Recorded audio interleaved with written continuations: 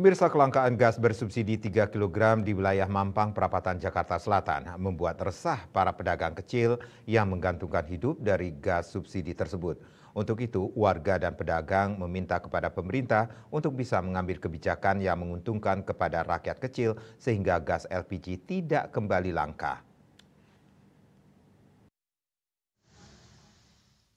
Sejumlah antrian mengular panjang. Warga dan pedagang pengecer gas bersubsidi 3 kg di wilayah Bangka, Mampang, Perapatan, Jakarta Selatan. Sejak dari pagi warga antri menunggu datangnya gas bersubsidi 3 kg tersebut. Sudah sepekan terakhir banyak kios dan warung yang kehabisan stok LPG 3 kg.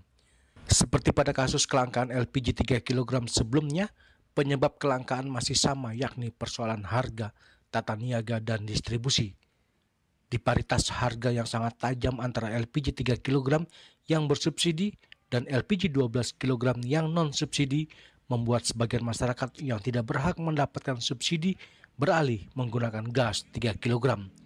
Akibatnya subsidi menjadi tidak tepat sasaran karena tidak hanya dinikmati oleh kelompok miskin, konsumsi LPG 3 kg menjadi melonjak dan beban subsidi juga membengkak. Untuk itu salah satu warga pedagang pengecer gas LPG 3 kg meminta pemerintah untuk bisa mengambil kebijakan yang menguntungkan kepada rakyat kecil sehingga gas LPG tidak kembali langka. Ya karena emang dari sana pemerintahnya kebijaksanaan biar ngerti rakyat miskin kan masih banyak. Buat agen-agen kasihan kan buat yang lain-lain. Ya oke. Ibu rumah tangga kalau penghasilan cuma sedikit kalau dijual 25, dapat dari mana? Ibu jual berapa? Saya jual 22. 22.000. Iya betul. Dari agennya?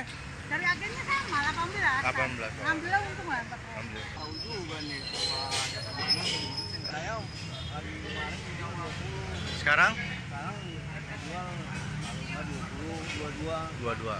Pak, Sulit. Ada yang mau jual 25. terus Jual 25. Ya harusnya ini diapain? di apa? Biar lancar. Iya di disiplin lagi, tegakin lah ininya gitu. Kasihan yang nggak dapet.